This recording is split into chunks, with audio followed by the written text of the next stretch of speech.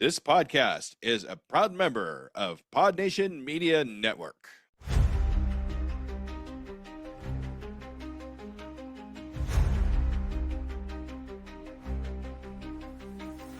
Flicker of reels, the shadows crawl. Curtains rise, a ghostly sprawl. The frames are whispers, the stories call.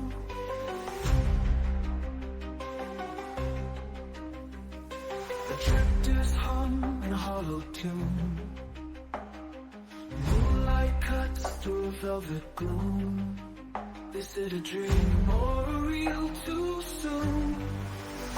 Step into the screen where the dark turns keen. Journey with the cinephile, unseen, unseen. The veils twist and turn as the silent light burns. A world unknown where the shadows yearn.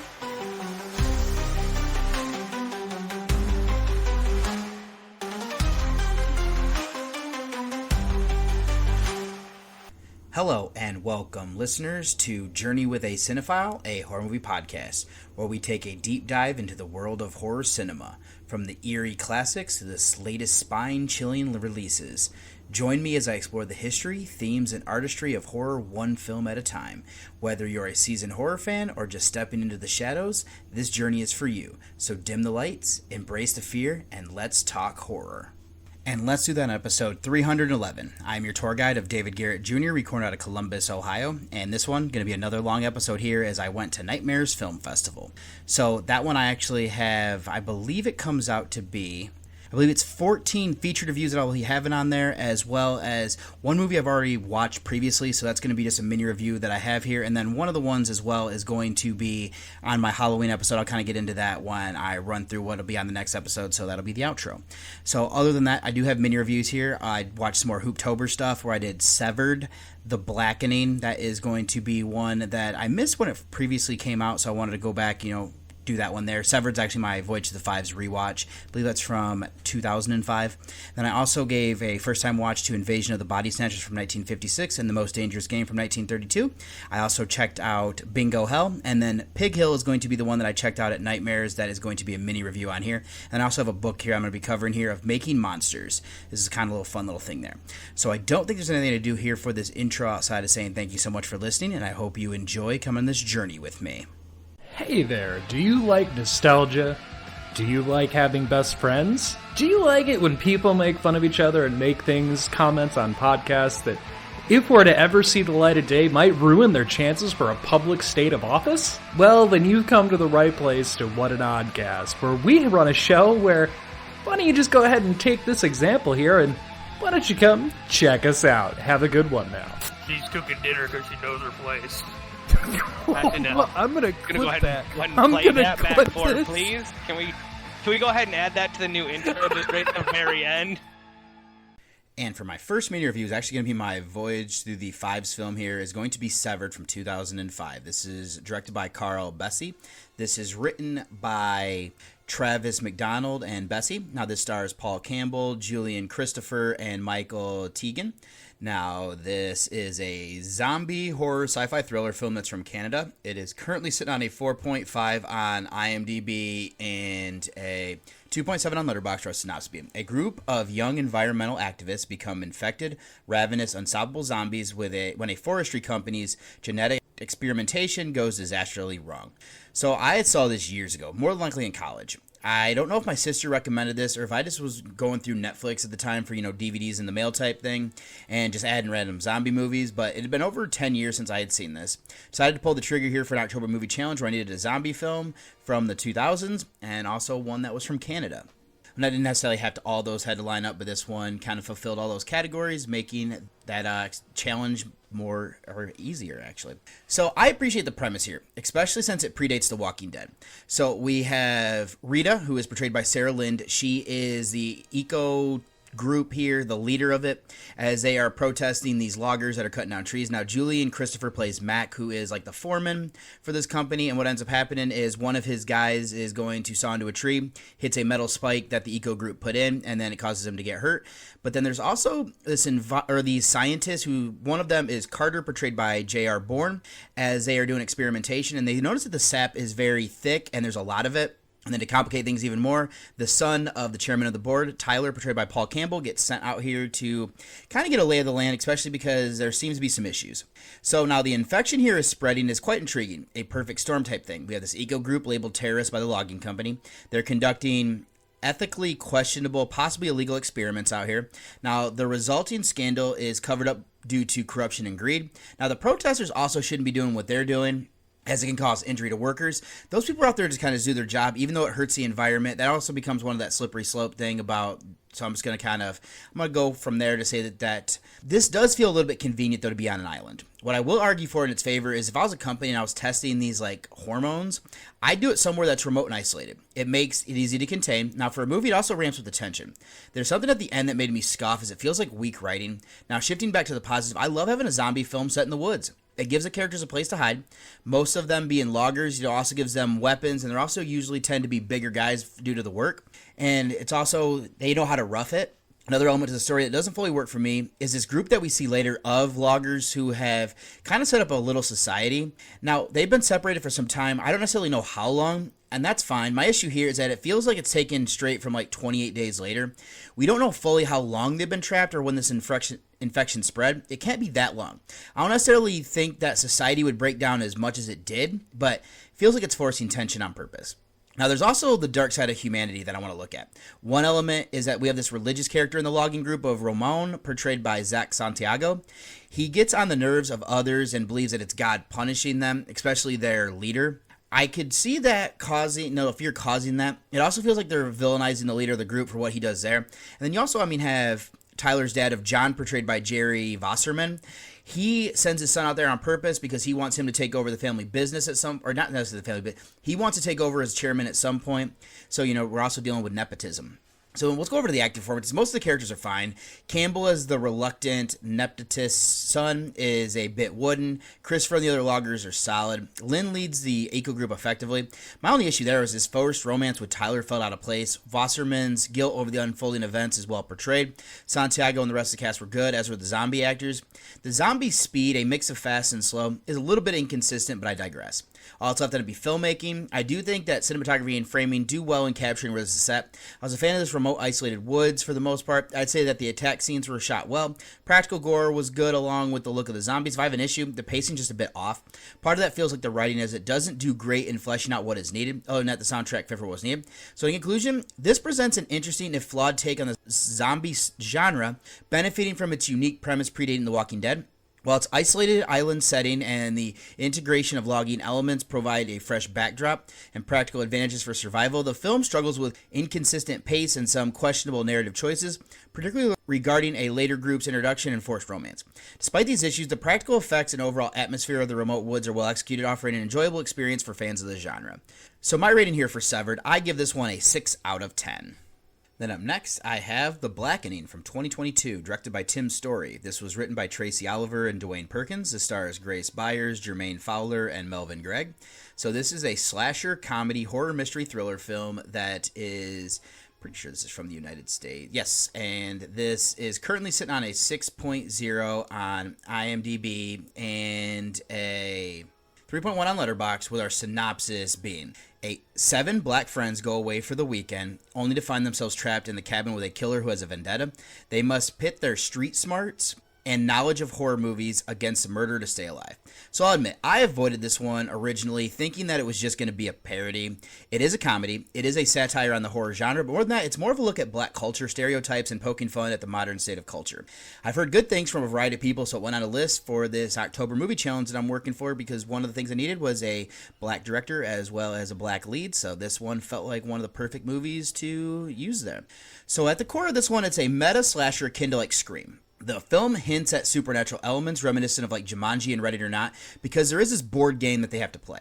So the meta aspects are like trivia about black culture, including a notable question about Friends that actually made me laugh really hard, especially how the people are answering and how much knowledge they have. Now they also do a little bit of the horror genre. I can say that this is clever, and there were a few times that it really got me laughing, which can be hard to do as I watch this movie alone, and usually I kind of just chuckle, but this actually had me laughing. Now that I set that up, let's kind of go into some of the things that I think are clever.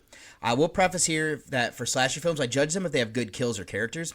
The ones that tend to have both tend to be ones I rate highly. What I love here are the characters. They all feel real. All the actors have little things that make them feel like people that I'm friends with. It also seems like they've known each other for years. There are quirks and different things that get under each other's skin. I appreciate the writing there.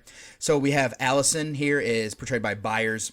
She shows up with Lisa, portrayed by Antoinette Robertson, and they're also riding up here with Dwayne, portrayed by Perkins. Now, what's interesting there is that Lisa was seeing Nnamdi, portrayed by Sinqua Walls, in college. Now, they broke up because he cheated on her. They might be getting back together. Now, she's afraid to tell Dwayne because she knows it'll upset him. Now, we have King, portrayed by Greg. He's interesting because he used to be a guy who's a little bit rough, might have been like a gangbanger type thing, and he has given that up, and he's now married to a white woman, so these people make fun of him for it. There's Shaniqua, who's played by X Mayo, who is kind of comedic relief. There's a couple that start this off with Morgan, portrayed by Yvonne Orji, and Sean by Jay Farrow. Then we also have Clifton, who is portrayed by Fowler. He runs into Shaniqua at the local kind of grocery gas station type place and then rides up with her. Now he's a little bit odd and they don't really necessarily get along with him. A lot of people here don't actually remember him, so there's that. So kind of shifting back then to the trivia, using knowledge to survive, there isn't a lot of horror questions used. The nerdy part of me is a little bit bummed about that. It's definitely focused more on black culture, which is fine. I like how this gets utilized, especially the major plot elements around the reveal. I am saying that this is playing off the title, bringing up how black characters are as an element. Even with the aspects that are lost on me, it still made me chuckle in seeing them bicker. So the last aspect of the story here is going to be social commentary on racism. As someone who is white, I'll tread lightly here since I can only talk on my perspective. The assumed culprit of what is happening is someone who is white. Now, where the cabin is located, you guess it'd be a redneck. Building more on that, we see that there's this racist board game. The Mask the Killer uses also in the same vein. I do love those plays with expectations as we incorporate similar ideas, and so I'm going to just kind of end it there because I don't want to spoil things. Let's then go over the acting performances. The ensemble shines. Byers is funny, especially because she ends up being given Adderall, and the effects there make her hyper-focused. And this makes her sensible for survival and comedy. I'd also say Fowler is oddly complex. And we have Greg, who is a former tough guy, reverts under pressure. Mayo for the comedic aspects there. I'd also go ahead and just kind of say here, Perkins, Robertson, and Walls provide solid support. Dietrich Bader makes a cameo as Park Ranger Officer White. That's played for some comedy there. Farrow, Orgy, James Preston Rogers, and George Fisher also complete the cast effectively. All that's left then would be filmmaking aspects. This is where it shines. I love that it's set in a remote cabin in the woods. The cinematography and framing help capture that isolated setting. It feels like there might be a supernatural angle, and I love how that is handled. If there is a drawback, the effects are limited. When we see somebody hit by a crossbow arrow, I like that. The limited blood looked good. My issue is the lack of kills. Oh, not the soundtrack fit for what was needed in building the atmosphere. Also, I realized my issue with the lack of kills, there's actually probably more of a plot device for that one, but I will leave that there. In conclusion, this subverts horror tropes with a sharp wit and cultural commentary. While it may not deliver on abundance of gore, its strength lies in its well-developed characters, clever plot that blends meta-horror with black cultural trivia, and insightful social commentary on racism. Tim Story's direction creates an effective, isolated atmosphere, making this a highly entertaining and thought-provoking entry into the horror comedy genre. So my rating here for The Blackening, I give an 8 out of 10. Then up next is going to be Invasion of the Body Snatchers from 1956, directed by Don Siegel. The screenplay was done by Daniel Manwaring. Now this is based on the Collier's magazine serial that was end up being published as a full novel the year after, done by Jack Finney. And then there's some uncredited work here by Richard Collins. It stars Kevin McCarthy, Dana Winter, and Larry Gates. This is an alien invasion, B-horror, body, drama, sci-fi film that is from the United States. Currently sitting on a 7.7 on IMDb and a 3.8 on Letterboxd, wrote synopsis. A small-town doctor learns that the population of his community is being replaced by emotionless alien duplicates. So this is one of my bigger blind spots. It was one that I've known of for a long time. It had been featured in multiple movies that I've seen. I've also watched different variations of the story, including the remake from 1978 and the Body Snatchers one from like 1994, 3, somewhere around there. I finally decided to push this up as an October movie challenge, as this fulfilled a few categories, so I was trying to knock that out as soon as I could. And what I'll say here is that before seeing this version, I knew of the reputation as being like an anti-communist and anti-McCarthy film. Now, I see the connection, especially when we have our main character here, Dr. Miles J. Bennell, portrayed by McCarthy, observe people planning pod placements, highlighting a fear of being taken over by something different. So the film's commentary on individuality versus group mentality is prominent but nuanced, and it builds a creepy atmosphere which contributes to its lasting legacy. Let me start with an issue. I dislike the framing device of Miles narrating from the end in the beginning, as it negates tension. I don't love the ending itself. I appreciate following the survivors as they discern who is human. The fear of revealing too much is palpable. Now, Santa Mira is an ideal setting, making it easier to internally subvert a larger entity. What I mean there is that I don't remember what movie this is from, but if you're going to take over the country, it's better to do it in small towns and then kind of spread out that way. It's also a terrifying concept that if you fall asleep, allowing a plant to take you over is something that all humans would eventually have to do. There's the fear of the inevitable of the invasion. Let's then kind of go over to what makes this work for me is the acting performances. McCarthy is great as our lead. What works as well is that he's a doctor. It makes sense he'd resist the notion of people in this small town as being imposters. The more evidence he sees, the more that fear grows.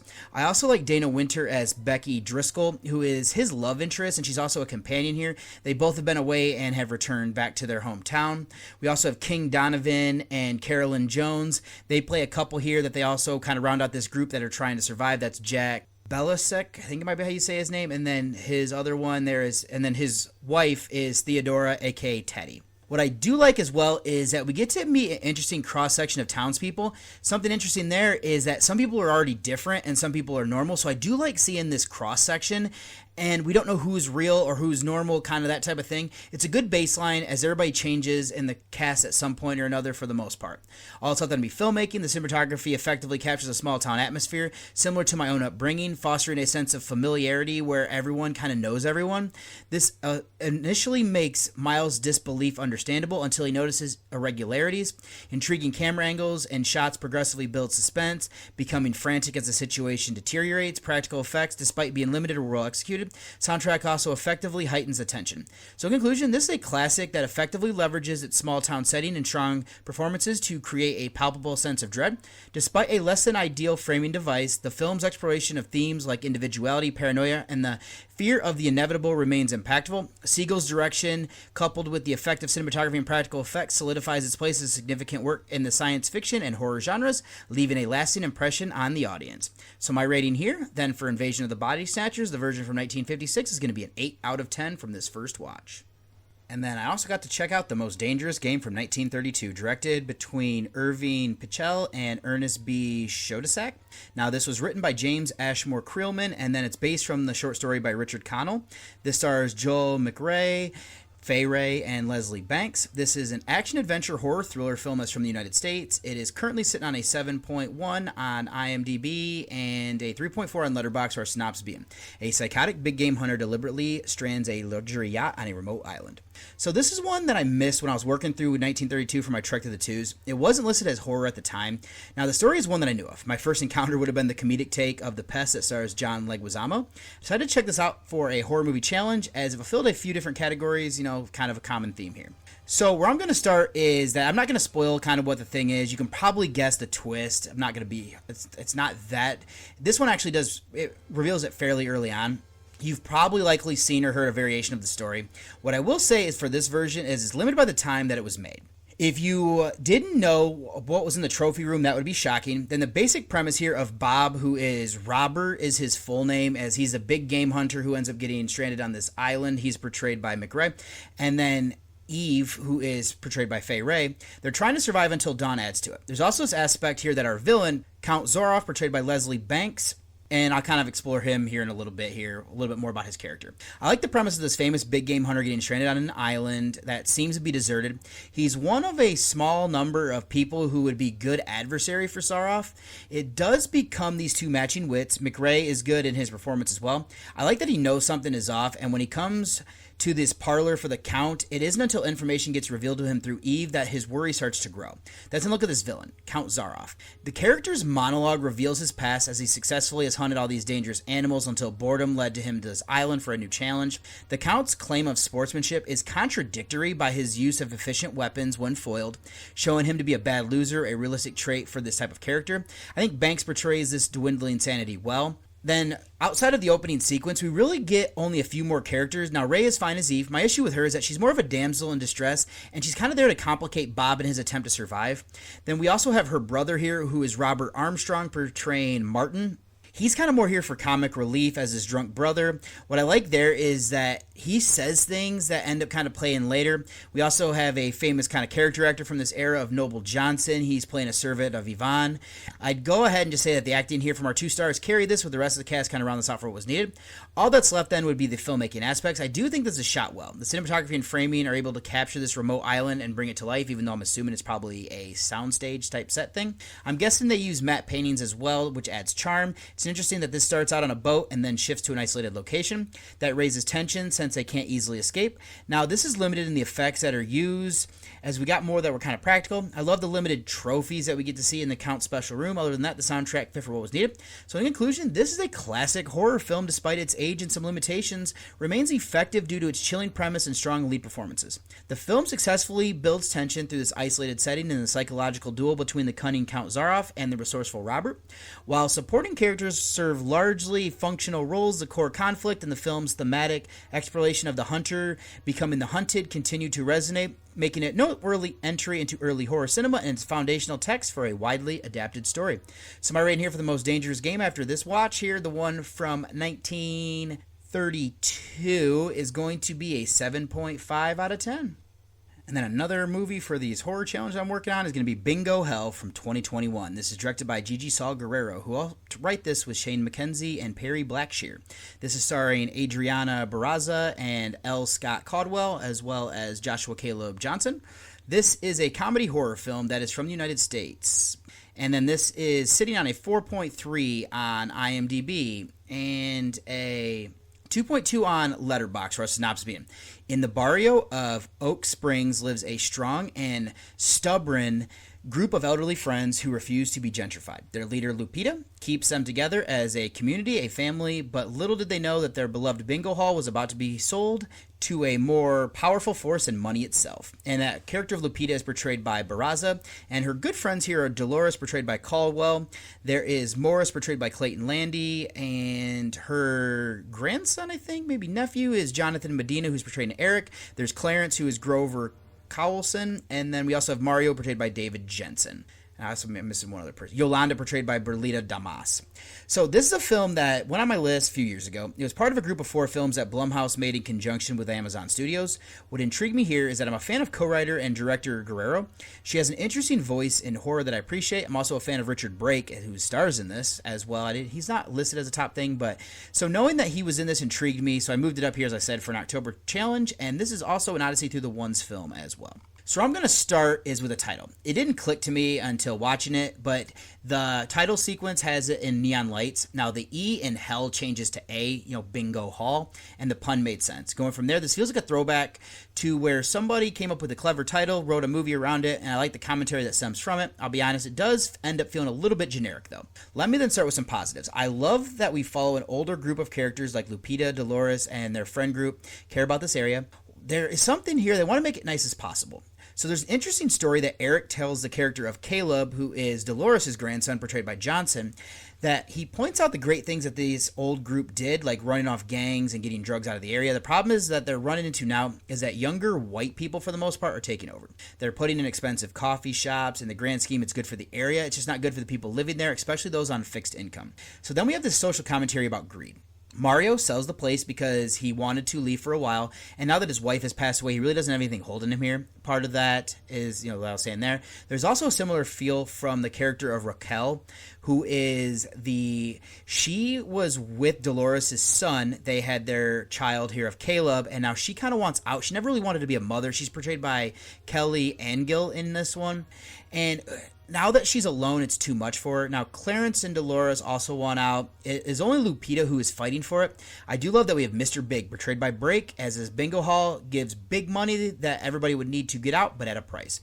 So, to explore this villain a little bit more, while watching this, it made it feel like a watered-down version of Stephen King's Needful Things. Mr. Big is giving away the money that these people really, really want. There is a great scene of somebody getting punished for it. Now, there's a couple that have some good visuals as well. It was confusing, though. Brake does an excellent job at being a villain. His smile is just so creepy. My problem becomes, though, is that I want to know more about him, as he's interesting.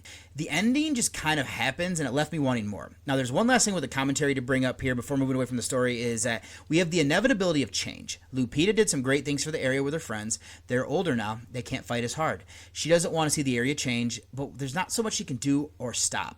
It is a sad commentary about the tight-knit community is gone.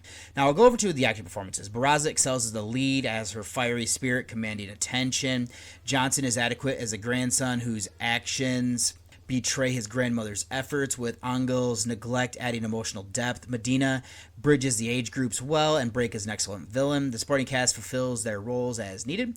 Also, there to be filmmaking aspects. I thought the cinematography and framing were standouts. I love what they did with these characters who are experiencing the adverse effects of winning.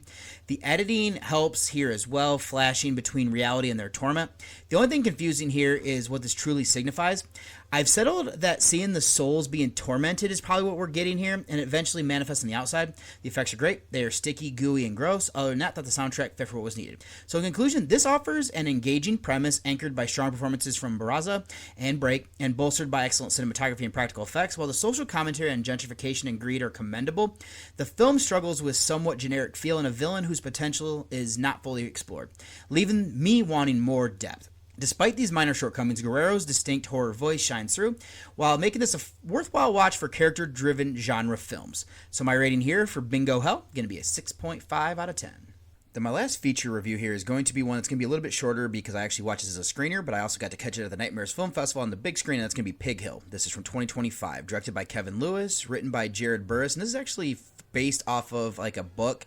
I think it actually came out during like pandemic, but this stars Shane West, Rainey Qualley, and I would also include here Shiloh Fernandez. This is a horror film that's from the United States. It is currently sitting on a 7.8 on IMDb and a not enough ratings over on Letterboxd for an average yet, but I'd say about a 2 to a 3-star movie over there, with our synopsis being Carrie, who is obsessed with the local legend of the pig people of Pig Hill. As the 10th woman goes missing, Carrie believes that there's more to the stories. This includes pig-like creatures who kidnap women for procreation and pleasure. Also explores cult-like activities reminiscent of the Satanic Panic era. If you'd like to hear a mini review, that's going to be on episode 304, which was my Voyage to the Fives number 19 that featured Hell House LLC Lineage and Maria Martin, or The Murder in the Red Barn. So that character of Carrie, she's Rainey Qualley, and I actually realized that this is Margaret Qualley's sister, and I believe they're all the daughter to Andy McDowell. And so for this one here, is I like its unique and disturbing horror experience that we get here. So we have like this thing where there might be folklore, there might be a local legend type thing going on. It's unsettling with this pig people lore and the exploration of like generational trauma.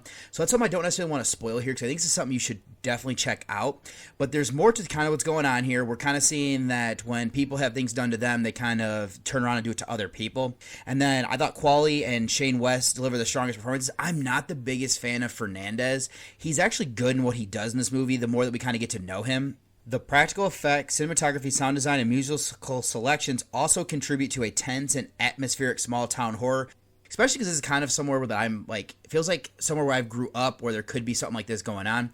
And I also want to give credit here to R.A. Milhelloff, he plays Red in this one. He's actually somebody who was, I believe, Leatherface in Texas Chainsaw Massacre 3, the Leatherface one that was, yeah.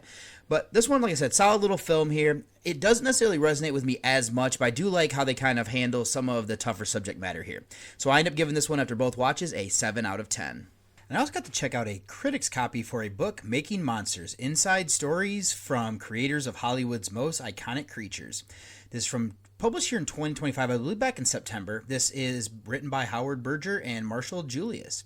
So synopsis, starting with silent Phantom of the Opera 1925 starring Lon Chaney, Making Monsters delves into the world of the greatest films ever made to answer the question, what makes a great movie monster? So this is a book I got a digital critics copy thanks to Meg from Parsons Publicity Group for Wallback. Now what shocked me is I settled in to read this that Howard Berger is one of the authors here, the legendary makeup and special effects guy. Along with his co-writer of Julius, they interview more than 75 luminaries in the industry.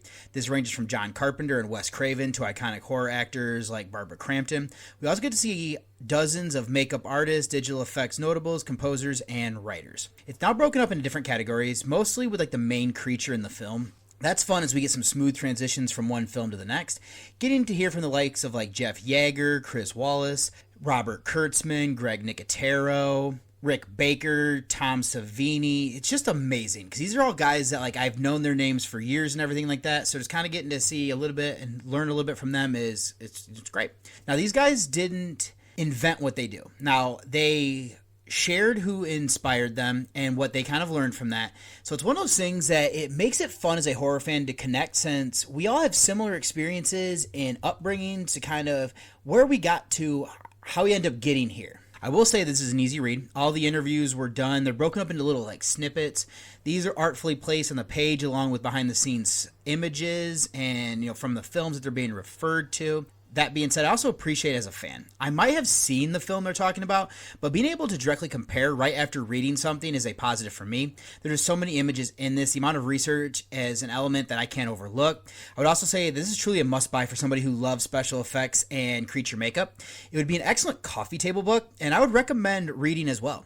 Now, if you have a budding artist who kind of want to get in this line of work, this might be a good piece of advice, and there's little snippets of people kind of recommending different things. Hearing from all these amazing people, seeing how they came from modest beginnings to where they are is a true inspiration. So in conclusion, this is an essential addition to any horror fan's collection, especially those with a passion for special effects and creature makeup. Berger and Julius have crafted a compelling and visually rich journey through the history of cinematic monsters, offering invaluable insights from industry legends. Its accessible format, stunning imagery, and inspiring stories of artistic journeys make it not only a fascinating read, but also a potential source for motivation for inspiring artists. Now, this one is highly recommended for both casual and serious enthusiasts alike. And my rating here for Making Monsters is a 7 out of 10. And this is available now if you are interested in purchasing. And that's all I have here for mini reviews. Let me go ahead and get you over then to a brief break before I get into the main event, Nightmares Film Festival X. The truth is out there. Follow us.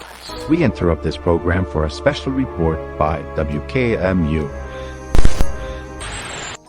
We will return you to your scheduled programming shortly. Can't sleep? Neither can we. And who are we? Well, I'm Sky, and she's Blue.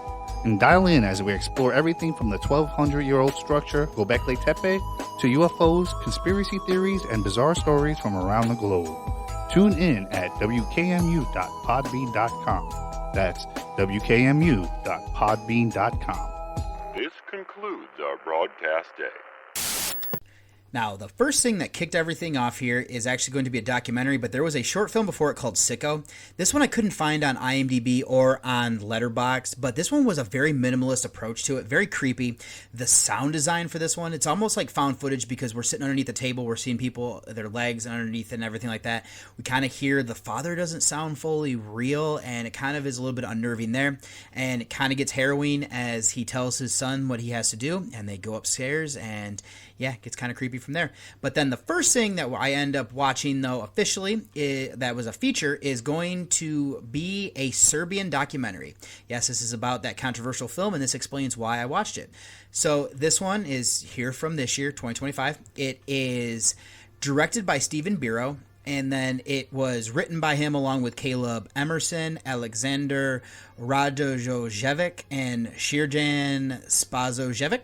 Now, this features Slobodin Bestik, Jelena Gravilovic, and Nahama Hovanov.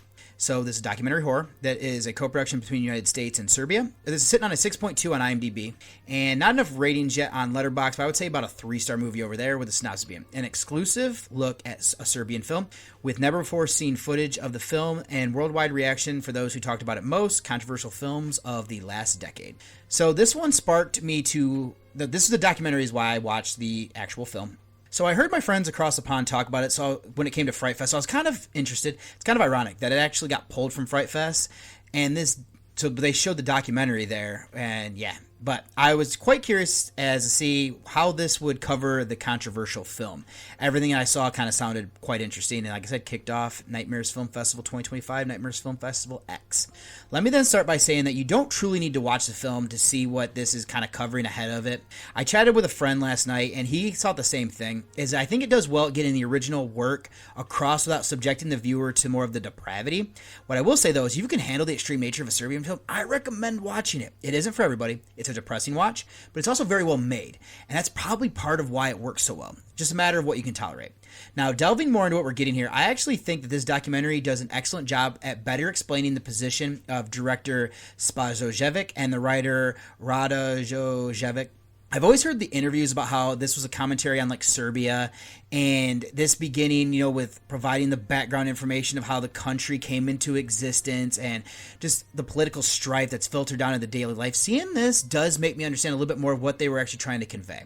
Now, something else this does well is showing the practical side of filmmaking. Well-made films like a Serbian film can be immersive when they feel real, which is disturbing content more impactful, while behind-the-scenes footage can ease the anxiety by revealing the artificiality. A Serbian film's excellent production make those fictional elements feel distressingly authentic.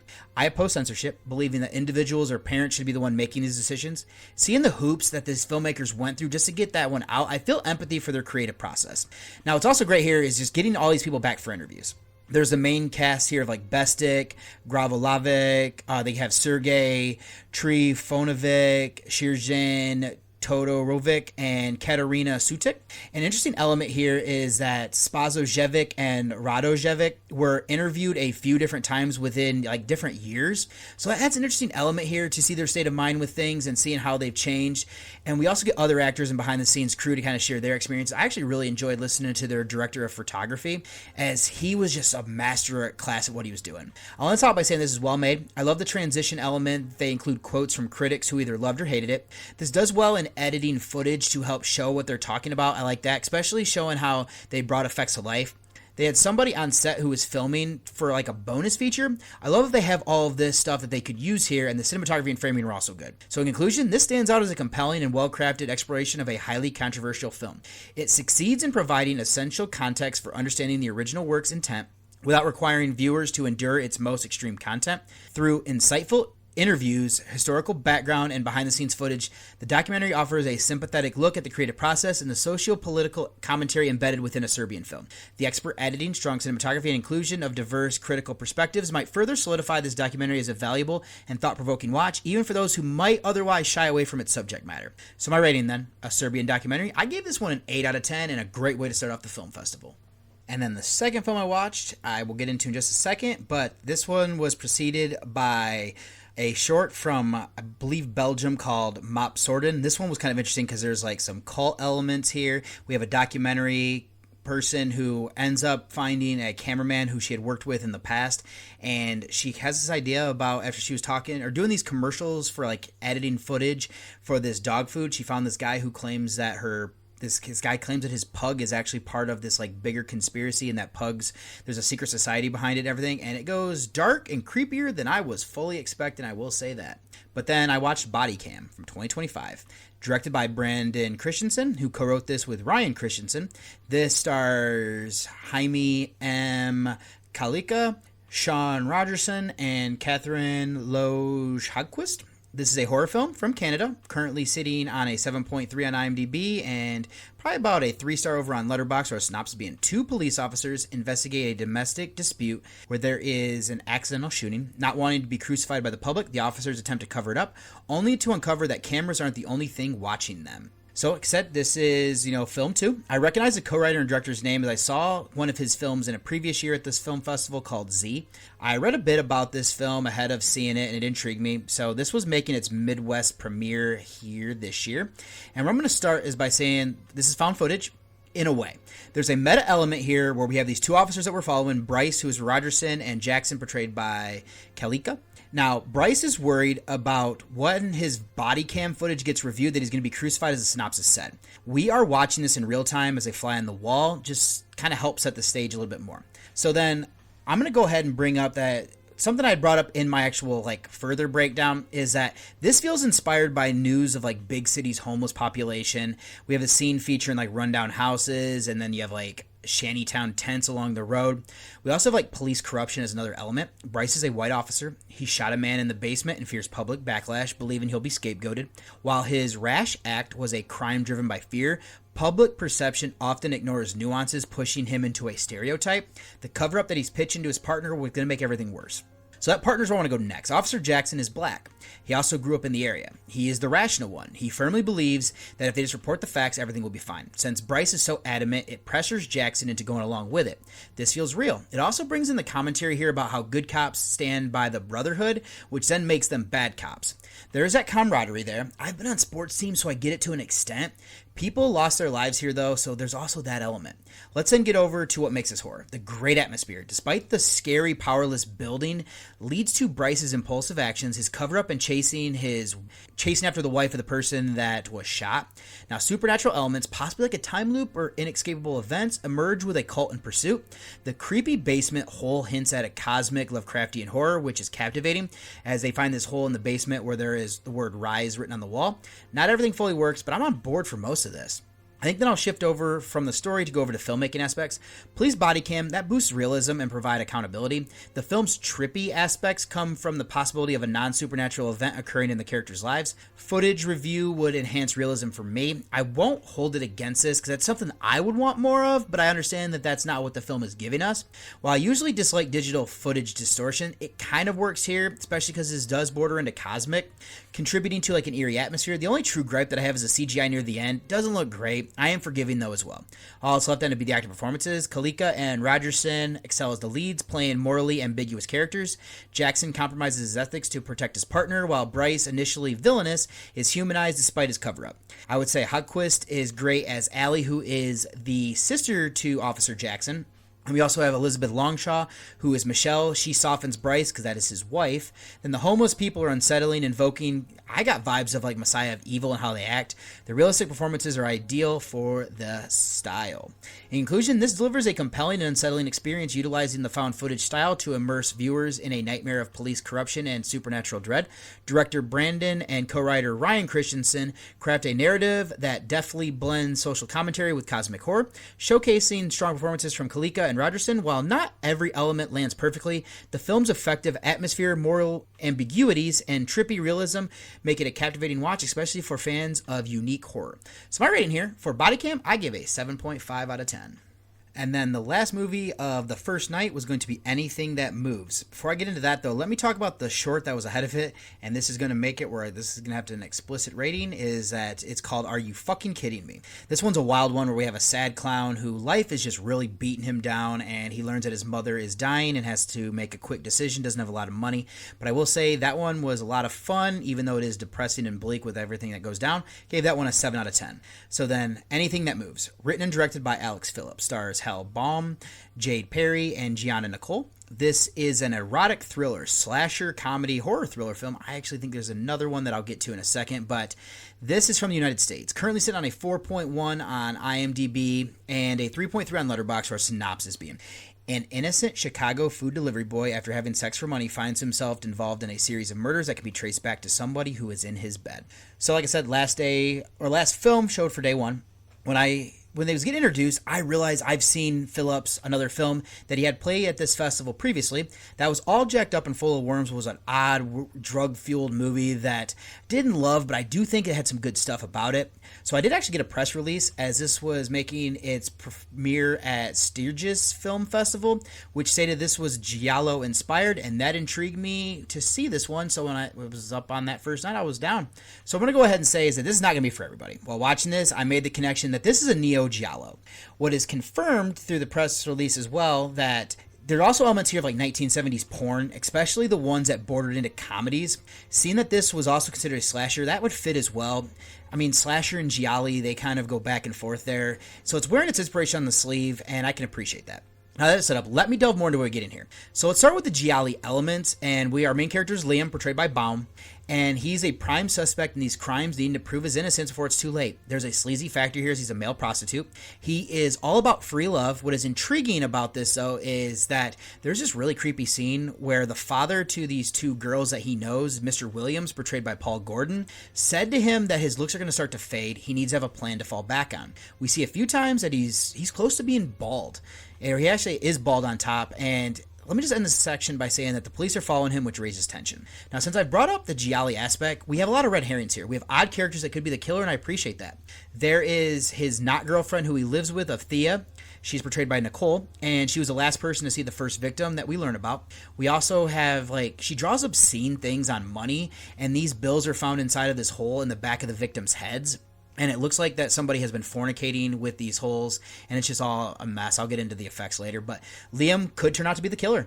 We also have motives for people like Mr. Williams. There is these two detectives here of Ray and Dodge. They are Trevor Dawkins and Jack Dunphy. We also have Johnny Chicago, who is portrayed by Maxton Koch. And then we also have this other odd guy from the courthouse who actually hooks up with Liam. There's also this element of a random person you wouldn't expect, which you would get in some gialli. I did appreciate what they do here. Now, let's go over to the filmmaking. The film's visuals, particularly the red lighting, contribute to a surreal atmosphere, especially during the sex work scenes.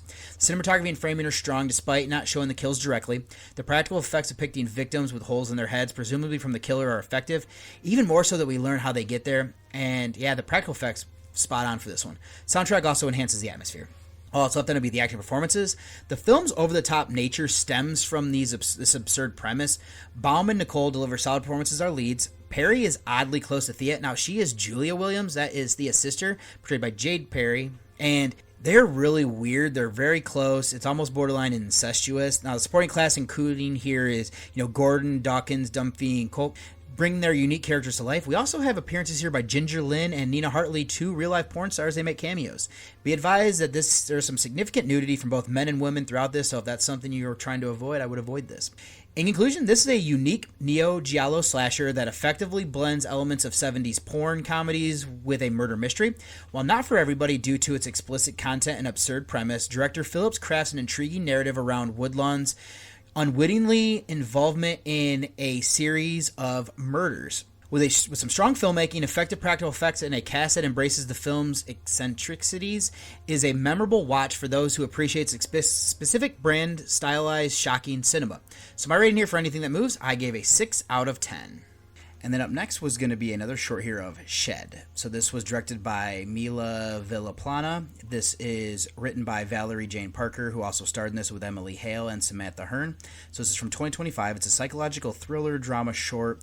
And the synopsis is: a successful but isolated young woman stalked by grief is haunted by her own body until a final brutal revelation shatters everything that she thought she knew about herself.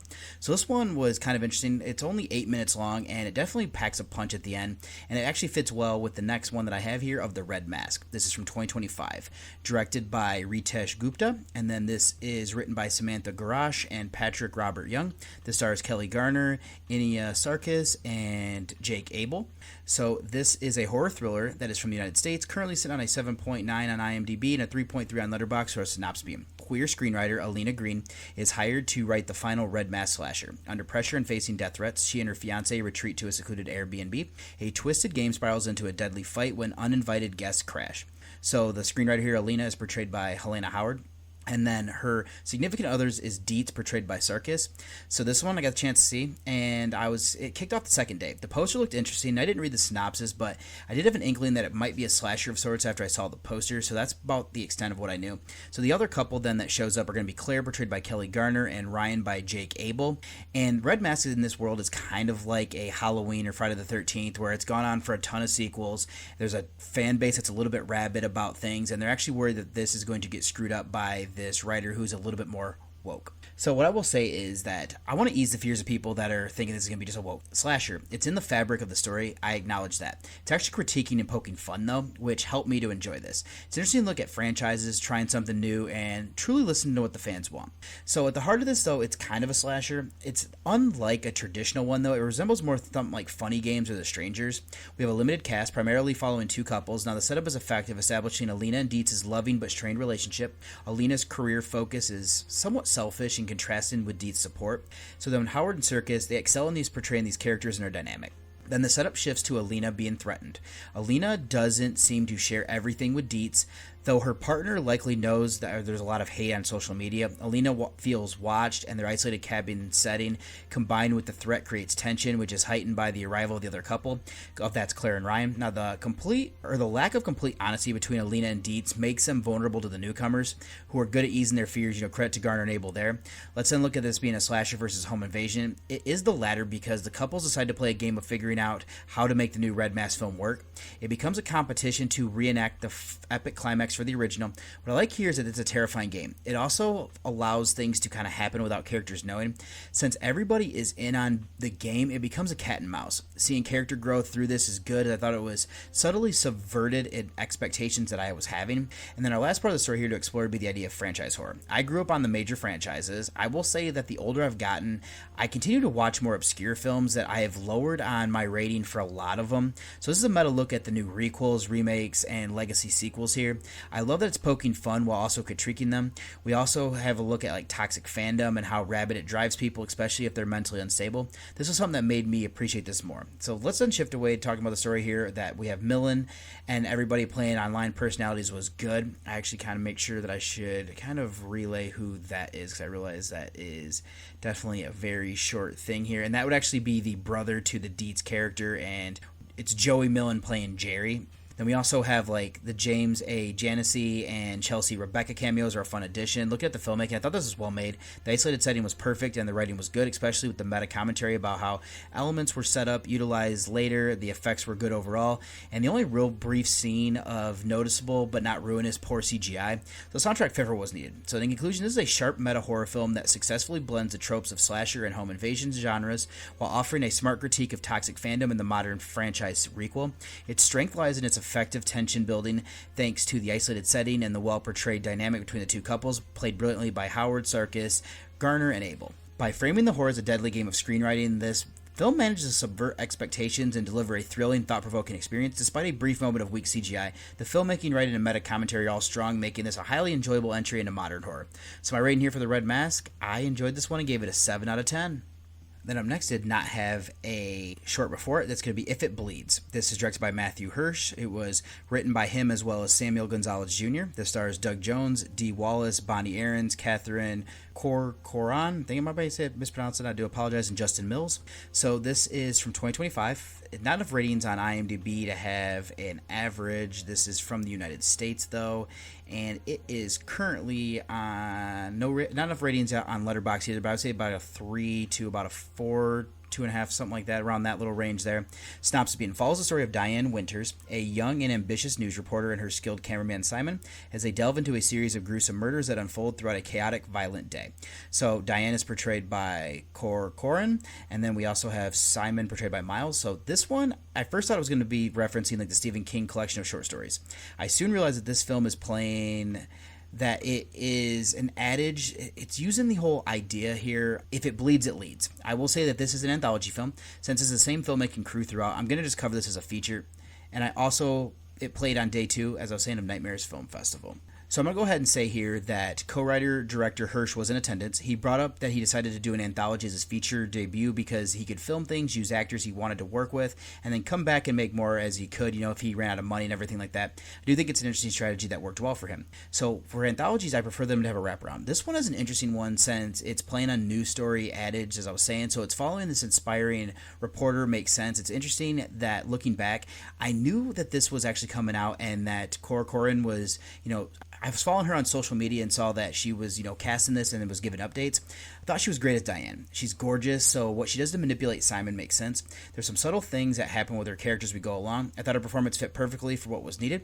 Let's then touch on the story. The structure following a reporter of Diane and a cameraman Simon covering the stories works well. There's also another reporter here of Elijah who is Andy Davoli. I like how we see he's potentially bribing the police, so that contrasts with Diane's and Simon's creativity. It's also why he can get there faster. So we have some reveals here that address an earlier concern as well. While multiple supernatural events seem wild, the writing credits that are being kind of incorporated, that there's an interconnection, weaving the stories into a strong conclusion, works for me. I'll then say here what we have for the shorts is that we have one that's a full-blown supernatural, and there's a puppet tale that feels inspired by the Dead of Night segment. I like how this goes in different directions, more akin to Lamb Chop's Play Along. Now the most grounded would be the botched one, where we have plastic surgery gone wrong. Let's go over to the acting. I've already credited Cora Corrin for her performance. I like that we learn more about her the more that she, the worse she becomes. Miles plays well off of her. I like Davoli as her rival. We also have some great cameos here by Doug Jones, Dee Wallace, and John Kasser. I also like that we have in this one Cleo Thomas, who I knew him as a child actor. We have Gigi Gustin. There's also Marin Altman, Bonnie Aarons, I think just her voice again, Chrissy Fox, Kirby Bliss Blanton. We also have Leanna Vamp, and then there is Constance Forsland. I think they're all good here for what they needed. Everybody fit and bringing their characters to life. Also, to be the filmmaking. The consistent team behind this is a strength. It's interesting that Hirsch made it in the style of Night of the Living Dead, where he would film what he had when he had the money to and returning later. This segmented process works well for piecing it together, aided by the story, the news story framing and interwoven narratives. The cinematography and framing were solid. The music was appropriate. The practical effects were good. While some minor CGI doesn't hold up perfectly, it wasn't a major issue. Credit to all this due to the editing. So in conclusion, this is clever and effective anthology horror film utilizing if it bleeds, it leads. News reporter wraparound is to a great effect. The creative structure allows director Hirsch to successfully weave disparate segments ranging from supernatural to body horror and creepy puppet tale into a cohesive feature. Corcoran's compelling performance as the ambitious Diane Winters, supported by strong genre veterans, anchors this film. Despite the minor CGI flaws, solid practical effects, and the consistent filmmaking team ensures the segments have engaging and varied. Overall, this has a strong feature film debut that successfully connects terrifying events under a single chaotic day of TV news. So for this one here, I actually gave this one a 6.5 out of 10. I'm actually just going to double check something here real quick just to see if there was... And this was actually its world premiere, so I was one of the first people to get to see this, so yeah, that's very cool. And then next up I had another short here that preceded a film, and that's going to be Consumer. This is from 2024. It was directed by Matthew Fisher, and it's a bullied teen uses a sentient computer game to get revenge on his tormentors. This is kind of a fun one. My only issue here is that I do think that it kind of loses its way a little bit with the time period that it's set with, some of the technology and some of the things that we see, but I actually had a lot of fun with this one. It's kind of interesting too because the game actually forces where you can eliminate somebody or you can consume them, or the other thing is you have to forgive them, and something kind of happens if you keep doing one of the negative ones. But then the film that was after this one is Blood Barn from 2025, directed by Gabriel Bernini, who also wrote this with Alexandria Jade. This stars Chloe Cherry, Lena Redford, and Andrea Bambina. So this is a horror film that's from the United States. Not enough ratings yet on IMDb, and it looks like over on Letterboxd here we have this one as... There's a lot of people giving this 5 stars, and then outside of that, it's hovering between like a 3, 3.5, I would say, is probably the more accurate thing here. Synopsis: to celebrate the last summer before college, Josie, portrayed by Redford, invites 6 fellow camp counselors to her family's abandoned barn. As her presence stirs a supernatural, malevolent force, Josie faces a shrouded history in order to save her friends. So let's go ahead and recap here is that we have a I've already said Josie. And then some of the friends here, we have Rachel, portrayed by Cherry, and her boyfriend and her best friend are also here. So there's Amanda, that's her best friend, portrayed by Bambina. And then Amanda bullies Josie, so that's something to keep in mind there. But we also have Simon, portrayed by Simon Paris, Eric by Samuel Lanier, Paul by Felipe Di Poi, and Scott by Pierce Campion. So this is another one I got a chance to see on day 2 of Nightmares Film Festival. The title looked cool. I heard a lot of buzz behind this one from people that were in the attendance. So I came into this one blind, as I like to do, as my thing. And what I will say is that this one was fun to watch with a crowd. I wasn't able to take down as much information as I would like. Got a simple premise. Our co-writer and director, Bernini, was in attendance, and he acknowledged that Evil Dead 2 was a direct reference. I could see that, as the original has a little bit of things in it as well. And there's also little things that kind of happen that are, seem to be borrowed. It also feels a little bit like Friday the 13th, since we have camp counselors. We're also settling in for a night of debauchery. What makes this work, though, would be the filmmaking. This has a grindhouse feel to the look of it, and I appreciate that. It's very Evil Dead-esque that we have like this isolated camp, getting a group of people here, and then supernatural things happen. Then we have this chest that contains an evil. The longer they're here, the more they mess with things, the stronger it becomes. From what I could see and remember, they went practical with the effects, and that's always a plus for me. I think they do well with the cinematography, framing, and sound design to build the tension. Now, there are some moments here of comedy. This goes back to paying homage as well, and I'm glad they didn't go over the top with it. More of the comedy for me came with like character interactions and poking fun at each other and whatnot, and it does get a bit harsh with people like Amanda. It feels real since she is a bully towards Josie. There's a solid balance here. So I will have to include a gripe. I just don't want to know. I just want to know more. We do some good elements here about generational trauma. Josie doesn't want them watching these old movies, especially ones when she was a little girl. Part of that seems like she's not fully in this group, so she's avoiding embarrassment. There does seem to be a bit more to it, though, as her family made a deal or something like that happen. Some things get alluded to. I can understand not doing more here personally, but I just wanted to, I wanted to be more invested. Also, I thought it'd be the acting performances. There's some charm here with this being with having indie actors. I like Redford as our lead. She's mousy quality about her that she doesn't fully fit in but wants to. And they also she tries to protect herself from being bullied. Bambina works in her role as this bully, and you can see that she's mean. And so I like that we see that she's kind of rude before she becomes possessed, and it makes you think that she's just in a bad mood. Cherry worked along with all the guys. They fit for what was needed here. So in conclusion, this is a fun, effective indie horror film that successfully pays homage to classics like The Evil Dead and Friday the 13th. Its strength lies in Bernini's direction, which embraces the grindhouse aesthetic, practical effects, and the smart use of cinematography and sound design to build tension. A bit more depth regarding the generational trauma elements would strengthen this. The solid acting, though, particularly from Redford and Bambina, and the effective balance of horror and character-driven comedy makes this a worthwhile watch. It's a simple premise executed well. So my rating, though, for Blood Barn, I give this one a 6 out of 10. And I should also go ahead and include here that I got to check this one out for its world premiere as well. And then to end out night here, we have first a short called Scrumptious. This was written and directed by Paul Jacob Presley. It stars Jackie Beat and Claire Milligan. This is a psychological horror short that's from the United States, and this is not enough ratings on either. I would say it's actually around like a 3.5-star movie short over on Letterboxd, but this one was kind of interesting, is that Foxy Thief is Liesl, portrayed by Milligan, and then she ends up going to a place where she's supposed to be meeting, I believe, her boyfriend. They did just a heist, and then she ends up meeting, I believe it's the mother of Trish, portrayed by Beat, and things kind of go off the rails as both of these vie for power here, and kind of where everything ends up from there. But then the film to end out the night was The Cramps, a period piece from 2025, written and directed by Brooke H. Sellers. Stars Laura Kitchen, Martini Bear, and Brooklyn Woods. This is a horror film that is from the United States, currently sitting on a 7.2 on IMDb, and I would say between a 3 to a 4-star movie over on Letterboxd, with the synopsis being: Agnes defies her strict family by working at a salon, but her newfound independence is challenged when her menstrual cramps manifest as an actual monsters, merging her real and nightmare worlds.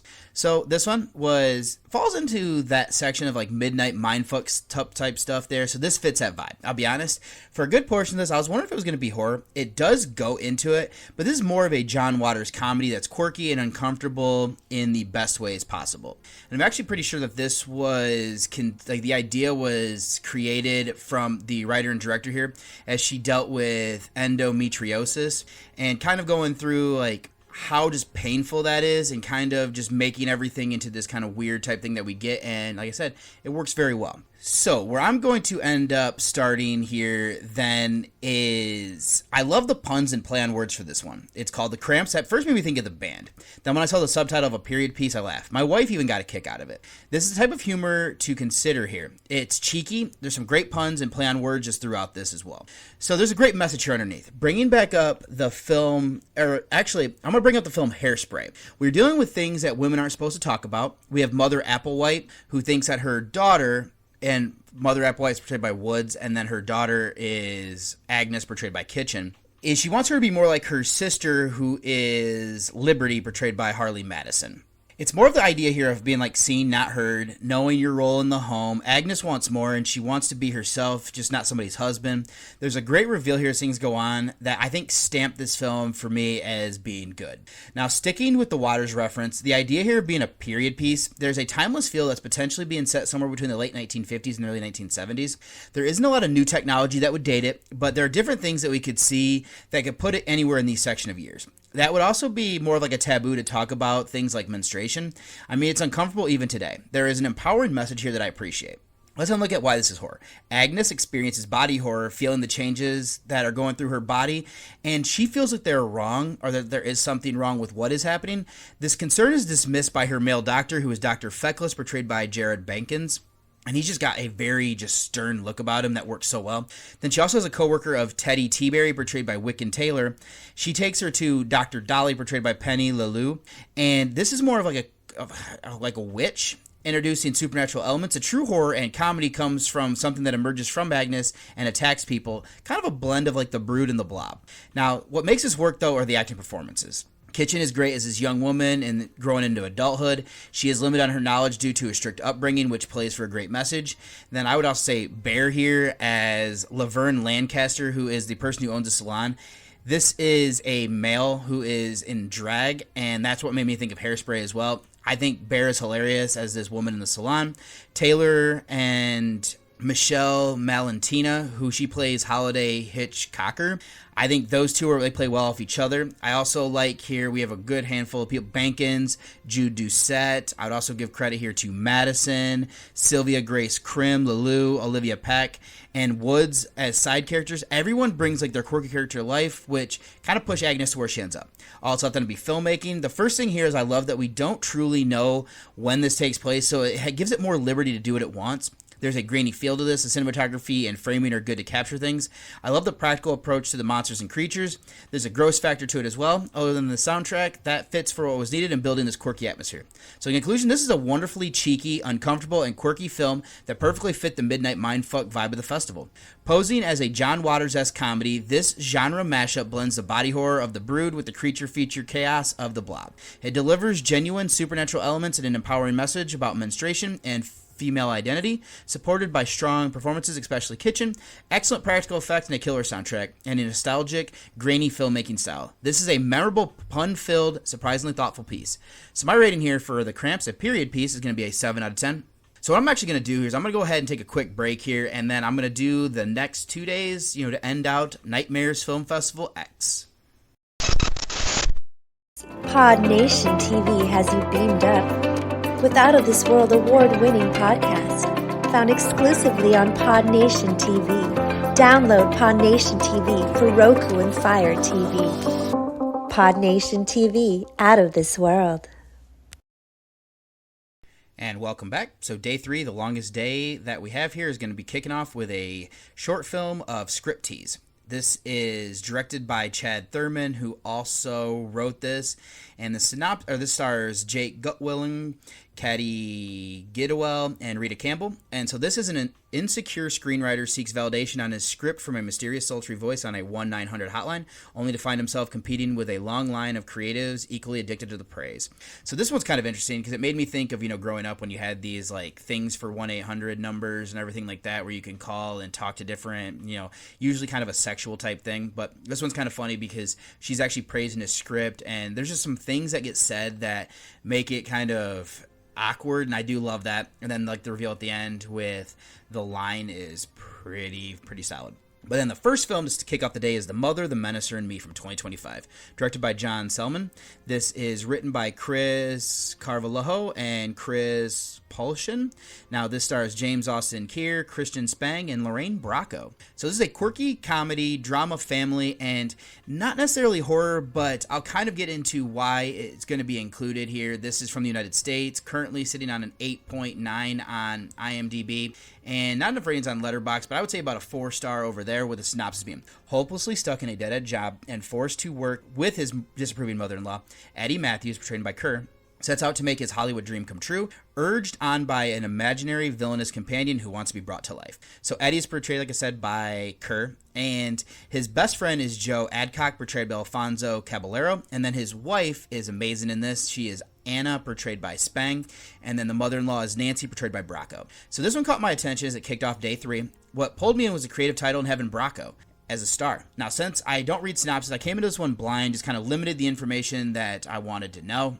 What I'm going to go ahead and say is that this isn't traditional, like I was saying. This is a quirky coming-of-age comedy where our lead character is a horror fan and making a horror television show pilot. So there's a major film that came out a few years ago. It was foreign, and it feels in a similar vein. I won't spoil it since that would break the amazing facade of that film, but I was going to go ahead and include that's why it's going to be lumped in here with genre stuff. With that set up, this one hit me in the feels.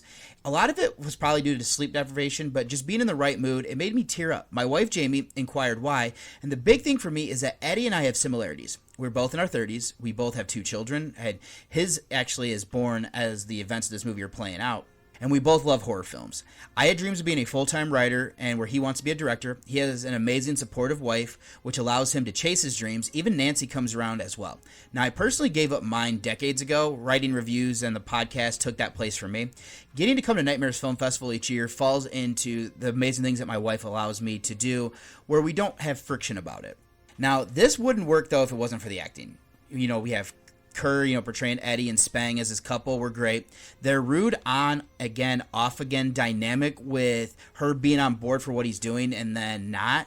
It's marked by the bluntness and sarcasm, was highly relatable. I'd also give credit here to Kellen Tetlow, who plays their son Billy. He plays this worried kid so well. Bracco is wonderful as this hard-on Eddie, worried mother-in-law.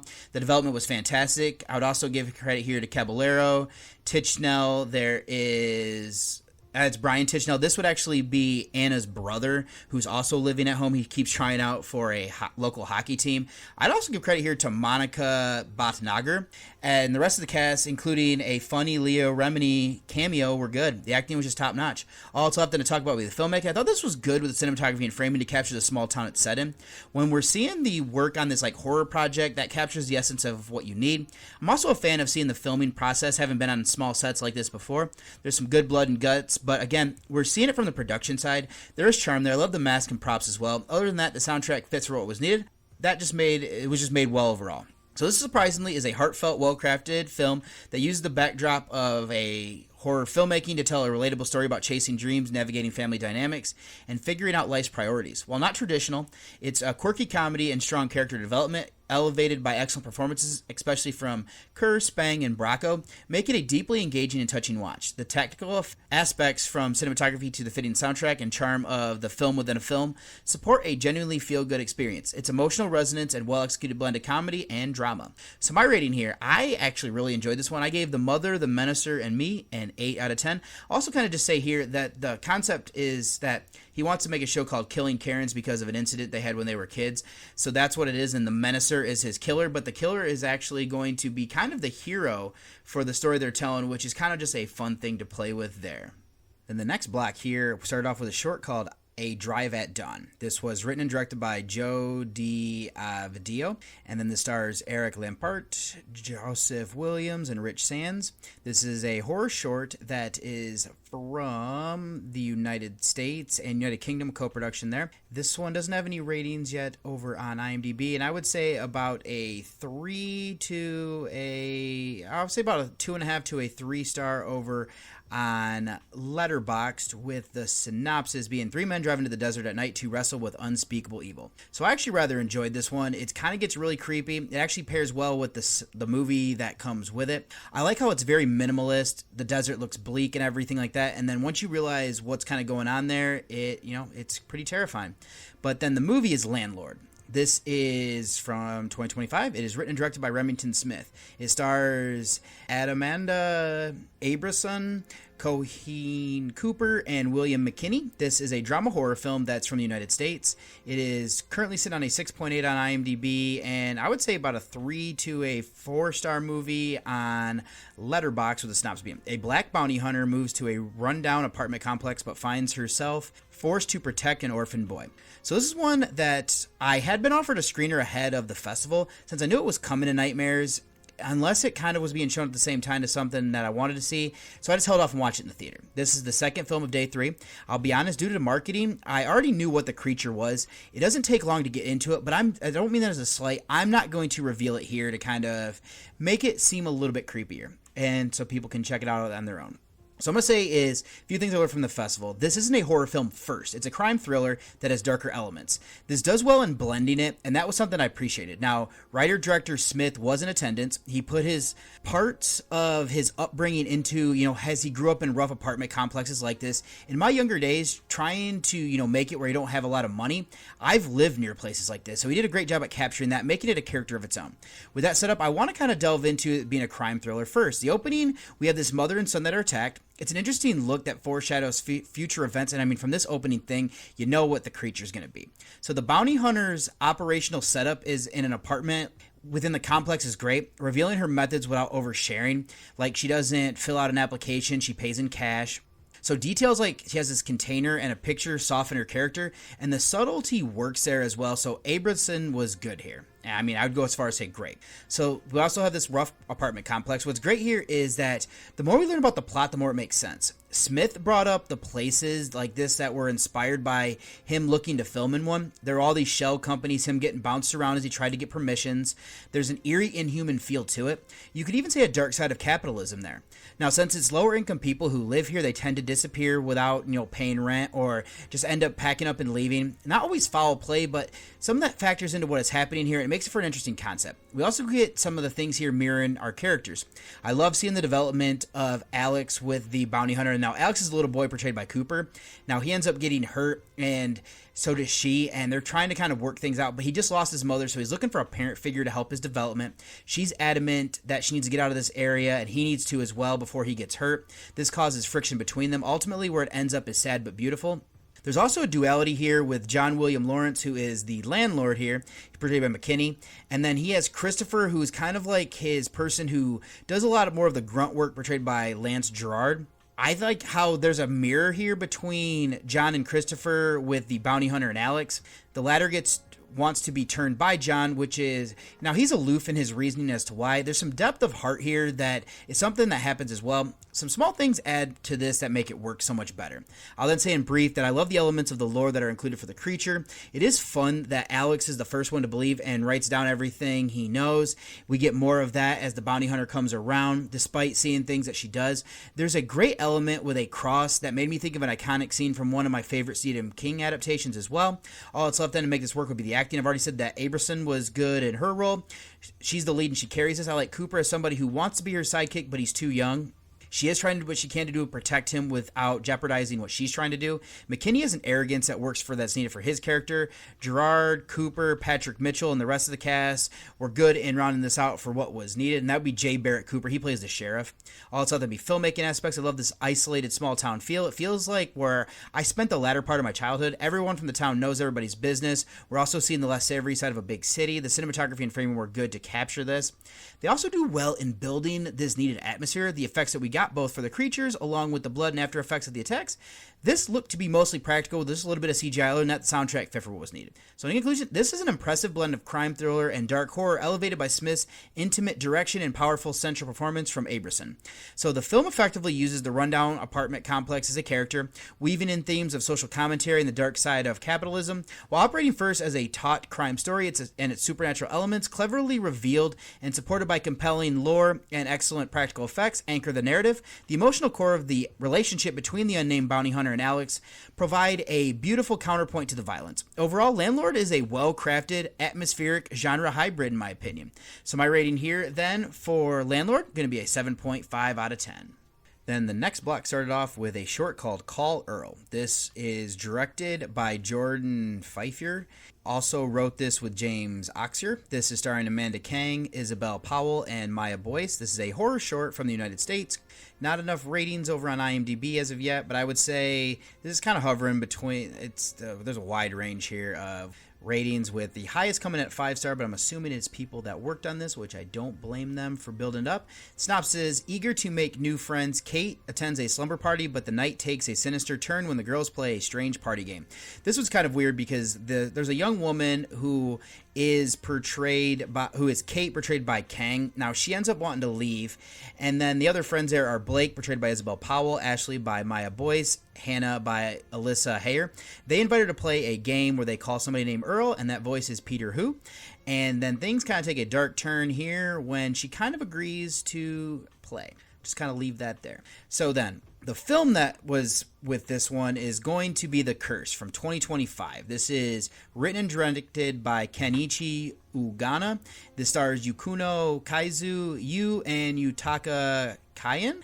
Now, this is a Japanese horror film that is currently set on a 5.2 on IMDb and a 3.3 on Letterboxd, with the synopsis being: after seeing her friend's disturbing social media posts, Riku tries to intervene. When that fails, she is convinced that there's more going on, which leads down a dark path. So Riku is portrayed by Kaizu. So this is one that intrigued me for this starting of the evening block for day 3. And so the director, Ugana, is somebody, I watched a previous film of his, Love Will Tear Us Apart, that was shown at last year's festival. I enjoy the different takes that he does. Knowing this, I came into this one blind. So this would actually definitely fall into that J-horror aspects, where this one is having younger people on social media. They live their lives through it, sharing every aspect that they can.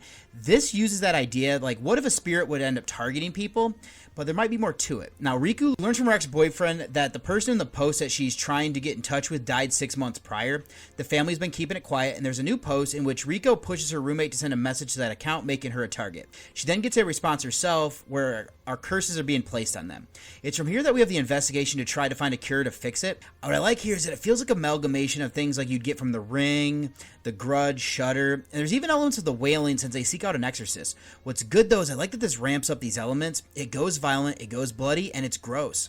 I like the idea that we've seen in the past how things can sometimes fail, which builds tension. If I do have a gripe, this does go cheesy in the end when it reveals who is behind what is happening. I don't hate it. It just kind of feels in line with what people have experienced with social media. There's an interesting, weird kind of commentary on internet trolls. People feel powerful when they're able to hide behind a keyboard, even more so in this case that they're able to perform rituals. It's here that it could go off the rails. I think that how they determine they are, it feels a little bit misguided, I will say that. I'll then shift over to the filmmaking aspects. I think this is well made. The cinematography and framing are good. This one is a little less subtle. I tend to prefer the ones that have more interesting angles and hiding the scares. This one ramps up the blood and gore at times, going even more for like the gross out. There is some CGI that doesn't look all that well. It feels like it was rushed going that route. I'm also sure that it was more budgetary. Now, the sound design does help to build tension, so credit there. All that's left then would be the performances. I do have to say and be brief here since I don't have a great cast list that I'm going off of. I know that Kaizu is good as our lead. She's meek, which is interesting.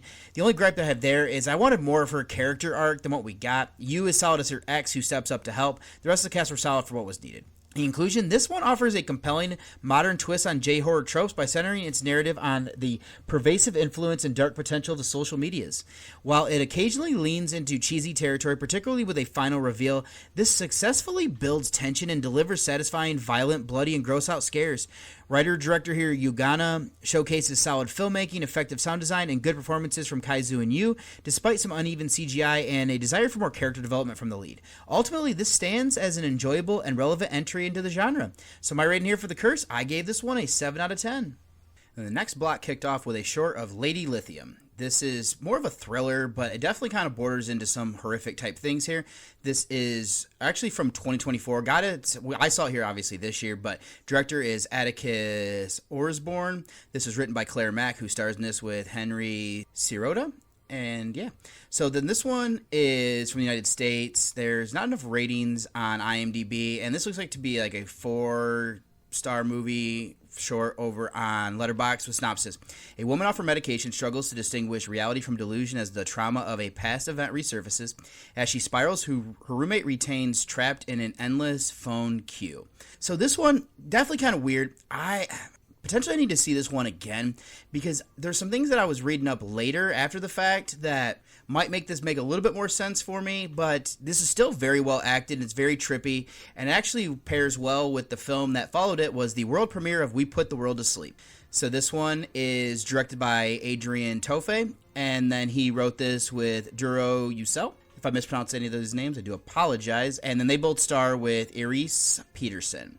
So this is an adventure epic, artificial intelligence, cyber thriller, found footage, psychological, drama quest, road trip, suspense, mystery, horror film that is from Romania. This is currently, there's not enough ratings yet on IMDb. I mean, it just made its world premiere, so not a lot of people have rated it as of yet. But then I would say this is all over the place rating-wise. There's some people giving it a 5-star. There's some people giving it a 3-star. So let's all leave that. And so this one is Adrian and Duro actually playing themselves get lost, and their characters, they play in an apocalyptic film. They embark on a secret mission to end the world for real. So this one was intrigued to check out. It was day 3 that this was shown. This was actually kind of, I believe this came out or was shown at like the 8 o'clock block. So I had actually seen his previous film, that would be Tofe's film of Be My Cat, A Film for Anne, at the same festival. I really dug what that one was doing with the eeriness on the found footage angle. I kept seeing updates for this one, so when I saw this was being played, I was hoping that everything would line up and I could check it out, and I did. So, but I'll say, this isn't going to be for everybody. There isn't a lot that truly happens. This is a character study that is interesting because you don't know how much you can trust. Both our lead actors do an excellent job at losing themselves in what they're doing and then questioning what is reality. There's a very surreal quality to it. With that set up, I do prefer the more straightforward Be My Cat. This one, though, that one had like an eerie mockumentary feel, showing a psychopath creating what he believes to be a masterpiece to attract Anne Hathaway to be in one of his films. But in this one, Adrian, the actual person, stated that this is trying to blend elements of 2001 A Space Odyssey with the Blair Witch Project. While it doesn't fully achieve the philosophical depth of the Stanley Kubrick film, it definitely captures the descent into madness as one struggles to comprehend reality. I will say this is carried by the acting, though. Tofe and Yücel have excellent manic chemistry, constantly derailing each other's set path and shifting perspectives. Their dynamic as a married couple enhances this constant shift in sanity. Credit also due here to Peterson. I would also give credit here to Andrea Insiu. There is Donna Yunes, Adrian's actual real-life mother, Dorina.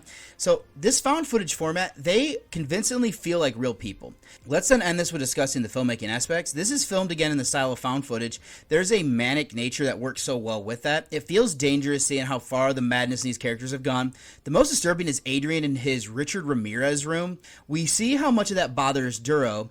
Now, the editing is good. There's a hyper element to it as well. Other than that, the sound design helps with the realism of how this is shot. I appreciate that as well. So in conclusion, this is a challenging meta commentary on acting and sanity that won't appeal to all viewers due to its deliberate lack of action. However, its strength lies in its intense character study, powered by manic, convincing performances of Tofe and Yücel. While I prefer the straightforward, eerie realism of Tofe's previous work, Be My Cat, this film successfully uses found footage to create a dangerous, surreal descent into madness where the line between character and actor is perpetually blurred, with solid editing and sound design enhancing the realism as well as its ambitious psychological horror. So my rating here for We Put the World to Sleep, I gave this one a 6.5. Then the midnight block started with a short of holy shit. So this one is directed by William Abdiguna. Now, there isn't an IMDb page that I could find, but this one is during a zombie apocalypse. A guy with diarrhea must avoid being discovered with a zombie suddenly enters the restroom he is in. This one has a great concept for the fact that you're trying to be quiet and everything like that, and then something just kind of derails it completely. This one goes quite gross with what it does, and I will say I appreciate it. It was fun, so yeah, it's one of those things, like, just keep that in mind ahead of checking that out if you get the chance or you're so inclined. But then this one was a more controversial film that was being shown here. I want to see if it was doing any sort of premieres real quick. So this is going to be a theatrical only X-rated shocker that will never be released on streaming, and that is going to be Fuck My Son. So this is from obviously this year. This is going to be written and directed by Todd Rohal. This stars Steve Little, Tipper Newton, and Robert Longstreet. So this one is a comedy horror film that's from the United States. It is currently sitting on a 6.4 on IMDb, and 2.6 on Letterboxd with synopsis. A desperate mother dragged an innocent stranger into an absurd, filthy nightmare beyond comprehension. So this one had a lot of buzz ahead of coming to this. The title was part of it. It was there for their midnight mindfuck section of films, and it was their actual midnight showing, which this is perfect for that. I was intrigued, braced myself, and settled in knowing as little as possible. So I'm going to start is that this is a fun film. It is purposely outrageous. It's gross. It's trying to push buttons. With all that said, it wasn't nearly as bad as I thought it was going to be. That's not to say people won't find this offensive. There are things here that I could see being issues, and what I will say is that I just went along for the ride. Now that set up, the basic premise of this is intriguing. Now from what I've seen, it is based on a crude comic created by Johnny Ryan.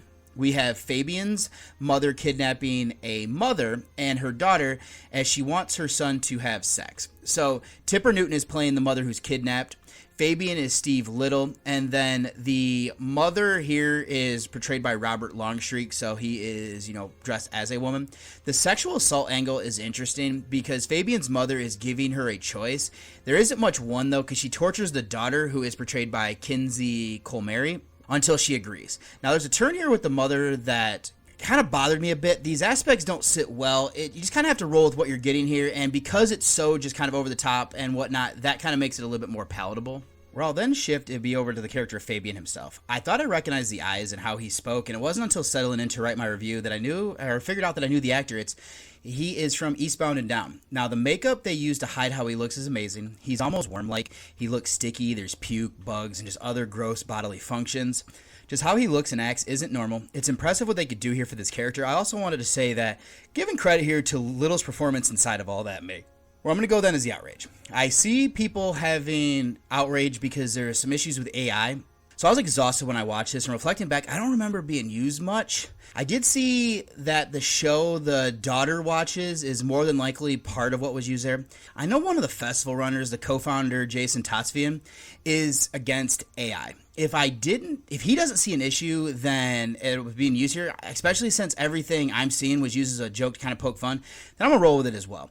I'll then just kind of go over to end this section by saying that isn't as bad as I was expecting to be for its content. It is gross for gross sake. The premise that's used is disgusting. They do it over the top and comical, so it doesn't bother me as much. It's definitely to shut off your brain, have drinks, and laugh type of absurdity. Let's then go over to the acting performance. I've already said that Little was solid in his role. Newton and Colmary are two that I feel bad for. Being kidnapped is one thing. Having your daughter be tortured, pushing you to do something unspeakable to save her is tough. I mean, as a parent, I would do it. Newton does great in conveying that. Longstreet does well at being this depraved but in a hilarious way. We also have George Sample III. It's solid when he shows up. The acting here just works for kind of what was needed. All that's left in it be filmmaking aspects. I've already said that what I will about the use of AI. The cinematography and framing were solid. Capturing this isolated farmhouse adds tension. Just knowing that they can't easily get away is scary. The showing then how gross Fabian is great. These bodily functions and whatnot that just kind of gets on everything and stuff. There are graphic elements shown, but with how they do it's over the top, it loses its impact. That makes it easier to see. There are two musical numbers, both using the title of the film. One cracked me up beyond belief. The rest of the soundtrack just kind of fit for what was needed. In conclusion, this is an intentionally offensive, gross-out comedy that leans into the absurd premise.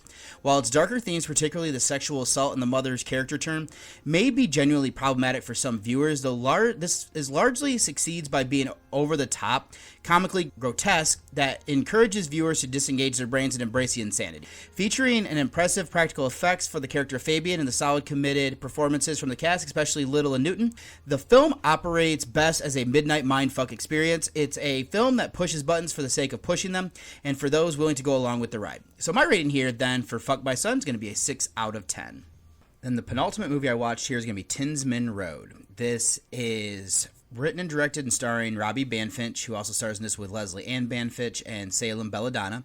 This is a found footage drama horror mystery film that is from the United States. It is currently sitting on a 7.1 on IMDb and a 3.5 on Letterboxd, with the synopsis being: in the backwoods of New Jersey, a young man navigates a serpentine mystery surrounding his long missing sister and their family home. So this is one that I had marked as wanting to see at this festival. So this was the second film on day 4, and like I said, the second to last one that was being shown. Now, what made me want to watch this one is that I like Banfitch's previous one of The Outwaters. I know that was a trip, so I came into this one blind, but I was hoping, we would get something. I was very curious to see what he would do as a follow-up. So I'm going to say that this is, like I said, found footage. It's like The Outwaters there. This is a much different film, though. This is more of a grounded journey to discovery, and I want to make sure that I set up that information before moving on, and also preface that I could see some people finding this boring, and let me get into why. This feels like a personal journey. Robbie, who is portraying, he's Robbie Lyle, but it's Banfitch is playing this character, is struggling to find out what happened to his sister. So his mother in this, Leslie Lyle, who is actually his real mother of Banfitch, Leslie Ann Banfitch, is on a similar path. I think she's come to terms with her daughter is never coming back. She feels that Noelle is still in her house, and that's what she uses there to comfort her. So Noelle Lyle, the voice is done by Belladonna, and then the archive footage is Noelle Fanconi. I think it might be how you say that. That's who's going to show as a little girl on family, like home videos and whatnot. So Leslie isn't over that her daughter was taken from her, though. I want to point that out. Robbie believes that there could be a ghost, but he's not religious. I'm not sure if he's agnostic or outright atheist. It doesn't fully matter either way. He wants to know what happened to her. So there's some supernatural elements here that I like, where there's like a haunting element that could be faulty wiring in the light fixture. This music box is also kind of old, so I could see it just kind of playing like it does, it's malfunctioning. What I like here is that there are vibes of the Blair Witch Project, where Robbie is convinced that he can find out what happened to Noelle. So he goes out into nature to try to find out where she had disappeared. I love these little touches that connect there. They're almost like hiding in plain sight the whole time. Let me then shift over to the filmmaking aspects. Now, I said that I could see people hating this and calling it boring. There isn't a lot that it's happening. It's mostly Robbie interviewing people or looking through Noelle's room. It gets creepy at night. The found footage filming style puts us right there with the characters. It made it feel even more personal. The cinematography and framing deserve credit there. We have limited on the effects that we get. What they did do was practical. I also like that what they did with the sound design. That made it feel creepier. Also, then to be the acting performances. The Banfitches are great here. It's a character study of these two. I love that we have the son and mother playing a character of themselves. They're both dealing with grief in different ways. Leslie is farther along, but she also has her beliefs to help comfort her. We still see her break down. Robbie still needs answers. I also thought that Belladonna has a great voice for the singing that we hear. It's almost haunting at times, which is a very kind of cool thing to play with. Then we also have this character who's Keith Bixby playing Keith. He works as this guy who gets interviewed, and I like how he kind of factors in later, so the rest of the cast is kind of solid, just push our characters where they end up. In conclusion, this serves as a starkly different yet compelling follow-up to The Outwaters, eschewing cosmic horror for a deeply personal, grounded exploration of grief and mystery. Despite a slow pace focused on interviews, this excels as an intimate character study driven by authentic performances from Robbie and Leslie Ann Banfitch. Now, the found footage expertly immerses the audience in Robbie's search for answers, effectively blurring the lines between haunting and rational explanation. Supported by effective sound design and subtle practical effects, this creepy emotional journey is a powerful meditation on loss, making it a worthy watch for fans of slow burn, character-driven horror and found footage. So my rating for Tinsman Road, I'm actually excited to rewatch this one. I gave it a 7.5 out of 10. And then our final block here started off with a short of Betty. This is directed by Leticia Buchanan, who also co-wrote this with Shoshana Withers. Now Withers stars in this with Dan Gregory and Stephanie Londondano. This is a horror short from the United States. Not enough ratings on IMDb, and over on Letterboxd, I would say between like a 3.5 to a 4-star. There's even some 5-star ratings on there. The synopsis: Dr. Joseph Banta embarks on a self-proclaimed mission to save the world, aided by AI servant Betty, designed to fulfill his unconventional desires and execute his mission to end the world of evil, regardless of the grim outcome. What I like here is that we start this off, Dan Gregory actually plays Dr. Joseph Banta, and then Withers plays Betty, who is his like AI servant.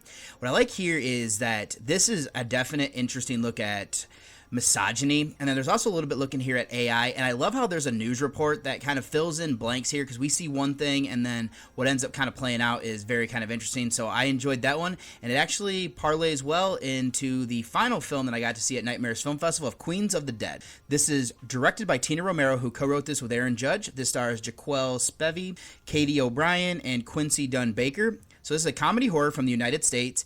It is currently sitting on a 5.6 on IMDb and a 3.4 on Letterboxd, with our synopsis being: drag queens and club kids battle zombies craving brains during a zombie outbreak at their drag show in Brooklyn, putting personal conflicts aside to utilize their distinct abilities against the undead threat. So when I saw this one being shown, I was excited.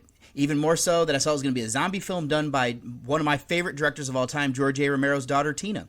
I also was quite interested because Nina West, the legendary drag performer, actually was at Nightmares Film Festival, so did a Q&A afterwards. Oh, no, I knew this was going to be a zombie film that was part of the LGBTQ plus community, and this was its Midwest premiere. If I didn't say it, Tinsman Road also was its Midwest premiere.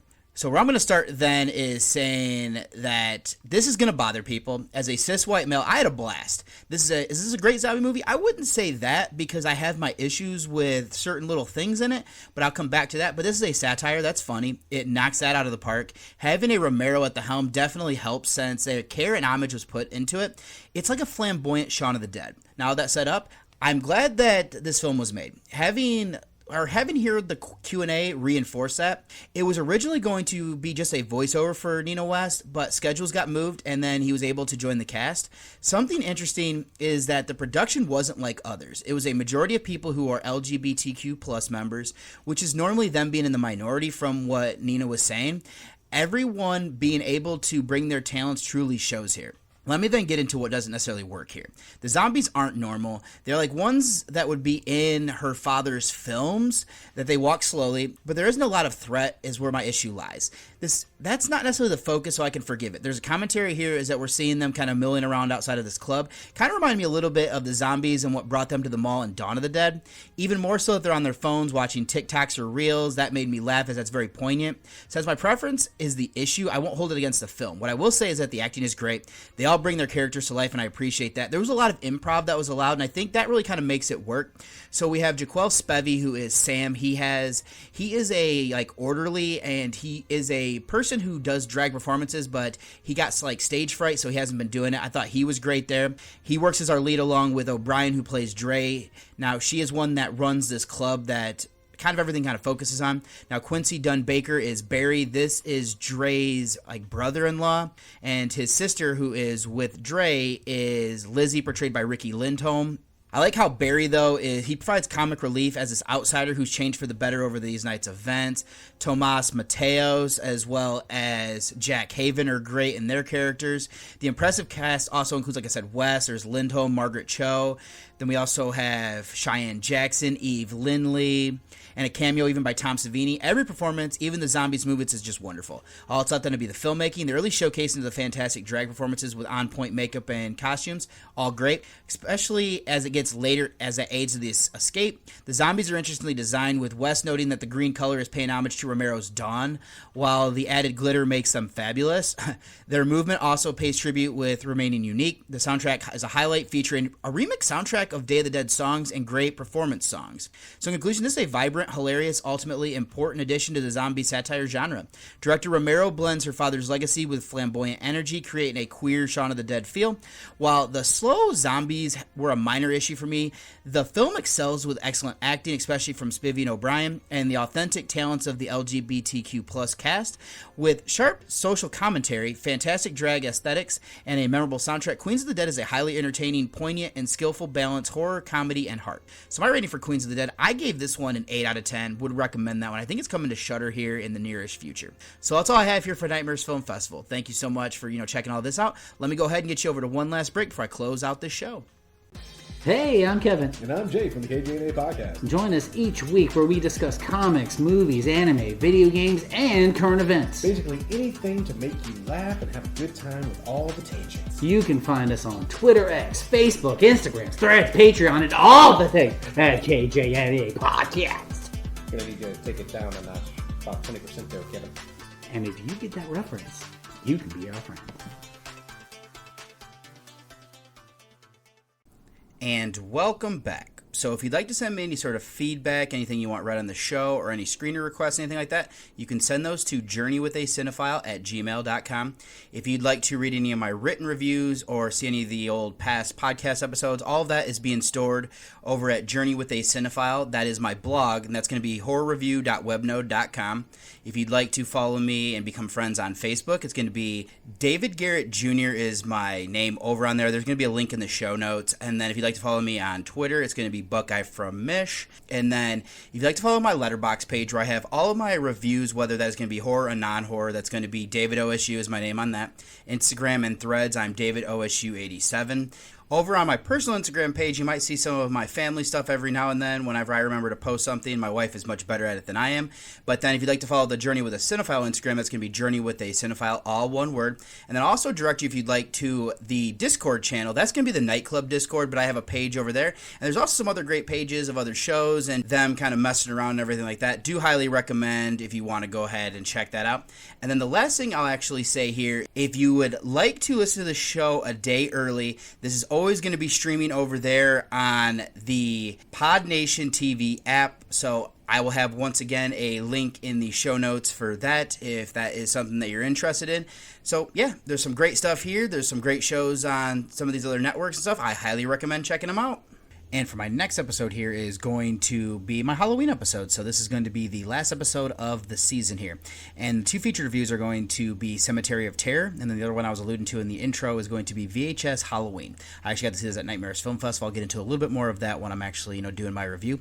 And then I'm also going to be doing, I'll have some mini reviews on there. I'm going to try to see if I can finish out Hooptober. And I'm getting a slew of screeners that are also coming in that I do need to check out at some point. And I know one of them is called He. I believe this is at Brooklyn Horror Film Festival, something along those lines. I'll have more of that with the press release and everything pulled up. So I'll have enough, mini reviews for you and everything like that. So I don't think there's anything to do in this outro except say, that wraps up this episode of Journey with a Cinephile, a horror movie podcast. Thank you for joining me on this exploration of horror cinema. If you enjoyed the show, be sure to subscribe, leave a review, and follow along for more deep dives into the macabre. Until next time, keep watching horror, and remember, fear is just a frame away. It had been a wonderful evening, and what I needed now to give it the perfect ending